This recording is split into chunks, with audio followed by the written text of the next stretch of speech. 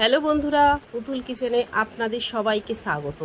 আজকের রেসিপি নিরামিষ পুরভরা দই পটল।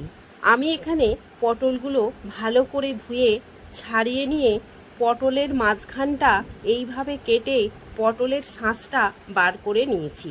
এবার মিক্সির জারে এই পটলের শাঁসগুলো দিয়ে তার মধ্যে 4টি কাঁচা লঙ্কা, 2 চামচ পোস্ত, একটু চিনি, অল্প নুন দিয়ে এটা পিষে নেব।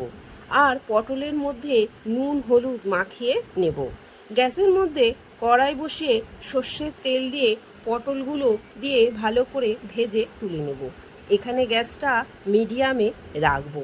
এবার ওই তেলে মিক্সিতে যেটা পিষে রেখেছিলাম সেটা দিয়ে অল্প হলুদ গুঁড়ো দিয়ে ভালো করে নেড়ে এই রকম করে পুরটা বানিয়ে তুলে রাখবো।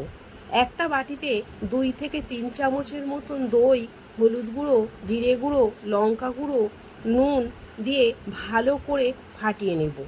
এবার পটলের ভেতরে পুরটা এইভাবে ভরে দেব।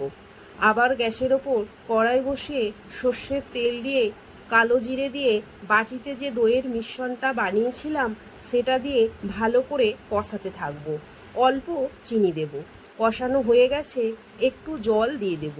ফুটে উঠলে পুর ভরা পটলগুলো দিয়ে নেড়ে চাপা দিয়ে দেব 5 মিনিটের মতন। এখানে গ্যাসটা লোতে রাখবো।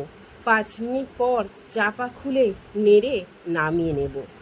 যদি আমার এই রেসিপিটা আপনাদের ভালো লাগে তাহলে লাইক, কমেন্ট ও শেয়ার করে দেবেন। সাবস্ক্রাইব করতে ভুলবেন না। ধন্যবাদ বন্ধুরা।